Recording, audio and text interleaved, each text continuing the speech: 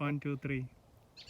Well, welcome everybody. Here we are again in beautiful Riverton, Wyoming, giving thanks to God for another beautiful day. And thank you all so much for joining me. Today we, of course, give thanks on this third Wednesday of Easter. We give thanks to God for all our many blessings. And in our Acts of the Apostles reading today, of course, yesterday we heard about the stoning of Saint Stephen. And now we hear of his burial, his funeral, that the brothers buried him and they sang his praises while they did it. And so that, I guess, the first Christian funeral, because Jesus didn't have one because he went and rose before they could do it. So we can give thanks for Saint Philip and what he did. Now we hear. I said Philip because that's who we're coming to next. Saint Philip, he heads to Samaria, and he starts preaching the good news there, to a totally different response. People are so thrilled to hear of the salvation of Jesus Christ, and they flock to him and they become baptized, and it's a wonderful thing.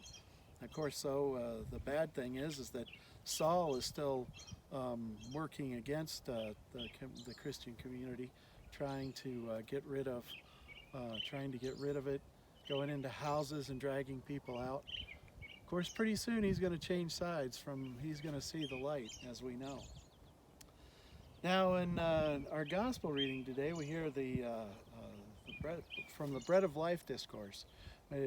Jesus goes on. He talks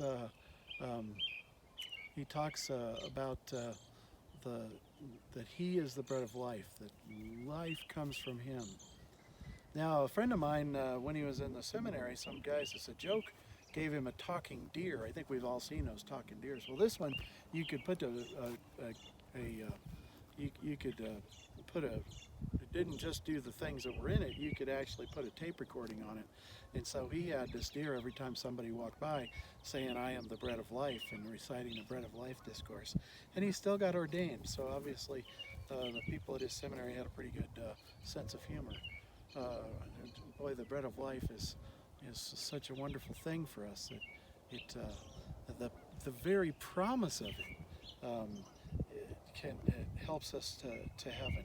The very promise of it reminds us why we're supposed to work for the kingdom right here. That we don't give up because of hardship. That the hardship of not being able to receive communion, whether it's because you're on a nuclear sub underwater for 3 or 6 months, or whether it's because of COVID-19, and there's no opportunity to receive communion. But we know that it's there for us, and we know that last time that we received it healed us. We know that the next time that we will receive it, and for those of you who are waiting for the first time, you know that the first time that you receive it, it heals you in a very special way. Of course, our baptism heals us in a very special way. Even just our desire to be baptized heals us in a very special way. So don't be downcast, brothers and sisters, of the way things are going.